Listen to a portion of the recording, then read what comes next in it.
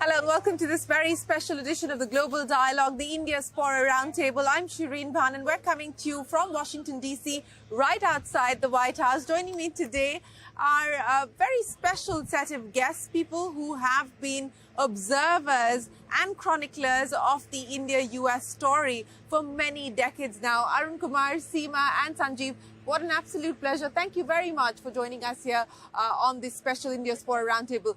Arun, let me start by talking to you. The Prime Minister is going to be here in about a week from now, and the expectation and the hope is building that we could perhaps be at a big turning point in the India-U.S. relationship. Many have spoken about the fact that this relationship has underperformed its true potential. About 190 billion in trade today. The hope and the aspiration has been 500 billion for years now. Do you believe that this is a turning point? I certainly think it's a point of acceleration. I'm not so sure it's a turning point. The reason I say that is because the relationship is already on a very, very good path. So 190 billion is almost twice what it was, double what it was 5 or 6 years ago. So if we do that again, we will definitely get very quickly to the 500 billion and beyond. India is becoming a more important trading partner for the United States. I think the fact that India and the U.S. are collaborating in forums like the Quad and now the Indo-Pacific Economic Framework, now that there's a greater focus on critical and emerging technologies, all of these are pulling the two countries together with or without a formal trade agreement. So yes, I think we're on an acceleration path. Okay, a path of acceleration is how you would describe things at this point in time. I mean, you talked about trade, so you've just, of course, authored this book, so thank you very much for giving me a copy. But, the expectation and the assumption is that India is going to be one of the key beneficiaries of this global de-risking that's taking place when we talk about supply chains. There's also a move towards more bilateral trade agreements. India is inking some, of course, not an FTA with the U.S. That's not on the cards anytime soon. But what's the expectation on the trade front, and particularly what do you believe are the strengths that India must leverage today? I think the strengths are, number one, technology. Number two, an area that's coming up very fast is manufacturing.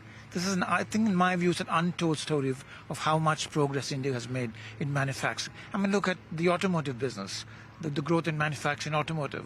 And I see that across the board over the last 6 years in India. I've physically seen the progress in manufacturing. I also see companies innovating in technologies for advanced manufacturing. So I think all of these provide the potential for India to become quite a manufacturing power. The fact that now you've got Apple building iPhones, Samsung building iPhones, all that creates a base for manufacturing.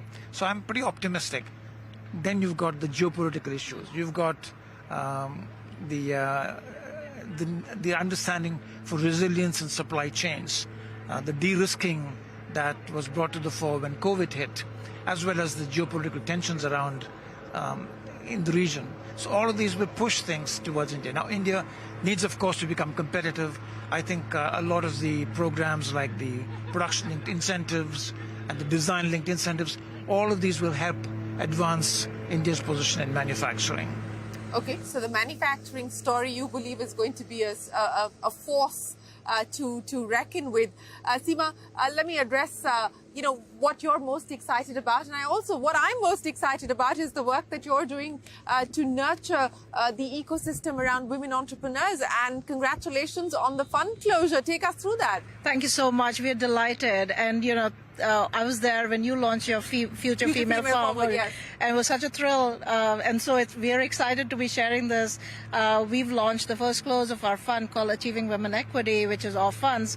And we see a massive opportunity, especially in India, to be investing in what I call a very potent but latent resource in the economy. It's women. And we want to promote gender equity through the fund in a manner that it not only makes financial returns for the investors, but also lead to serious nation-building capabilities, because it is a resource that is been latent for some time. And it's not just a function of India, but it is internationally a latent resource, but specifically to India, it's very relevant.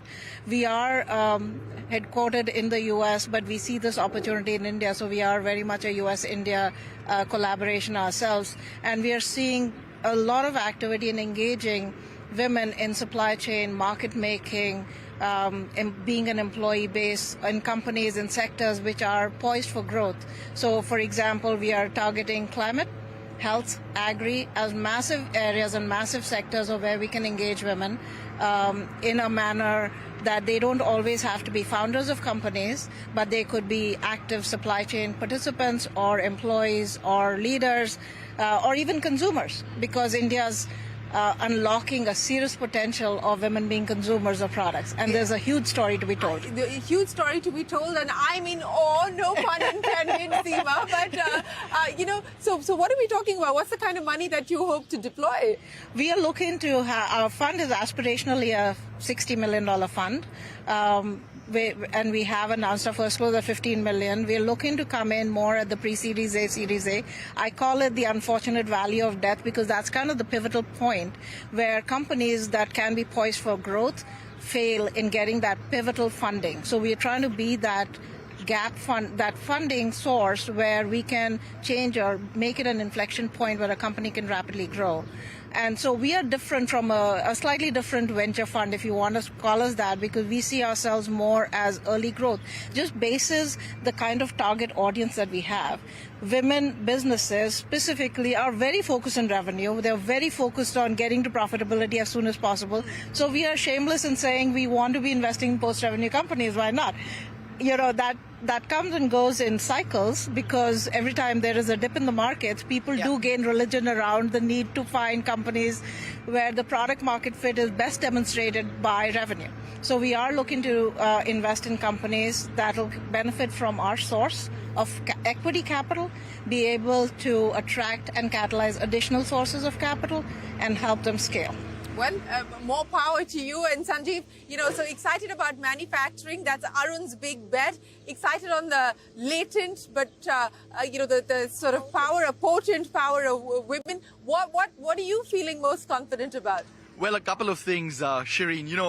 The US-India relationship, in the understatement of the year, is an important one. And you always want to be cordial to each other when you're having these bilateral meetings and so forth. So when the two countries are meeting, we don't use the A word, but we use the F word. And what I mean by that is India and the US will never be allies, but will always be friends. There are various treaty obligations and so forth that the US has in Asia specifically that India is not a party to. And so there will be some differences in the geostrategy of things. But the relationship, Arun, Seema and I were just talking shortly before we went on air. And we were just discussing that the relationship is one which could use a fantastic boost, but doesn't necessarily need a boost. Things are going well as they are, and they're poised to go even better. The diaspora is one glue that has been consistent over the years through thick and thin on this relationship. The relationship started thawing in the 80s with Rajiv Gandhi, and then with the economic liberalization of Narasimha Rao and so on and so forth, and Manmohan Singh, and it's accelerated by leaps and bounds. Arun was talking about how just in 7 years, trade has doubled and is hopefully poised for 500 billion, as we were hearing today at the US-IBC summit. But diaspora has stayed through that in thick and thin. We have today here in the United States CEOs of companies who are of Indian origin, doctors, 7% of the medical workforce here, doctors, educators. But the point is, the success is leading to impact, positive impact in society. The CEOs are employing so many thousands of people. Doctors are treating so many patients. There are rough calculations done that it equates to around 20 million patient visits a year for Indian doctors alone in America. So the diaspora angle is something that we are very keenly working on. The last thing I'll just say, Shereen, is regarding technology. There is no appetite politically in both countries in terms of further trade liberalization. Here in the US on both sides of the aisle, as well as in India. And the status quo on trade, I think, suits both countries just fine. But technology is serving as the ballast for the relationship in an area where trade is not advancing in terms of market access. Not in terms of volume, but in terms of market access. And so technology is serving as that ballast. And as we heard yesterday, Secretary Antony Blinken was talking about 1/3 of the startups in Silicon Valley are by people of Indian origin. So that is an area of tremendous collaboration, given ISET that was just signed in January between the two national security advisors and so forth. Really looking forward to what that yields in the future.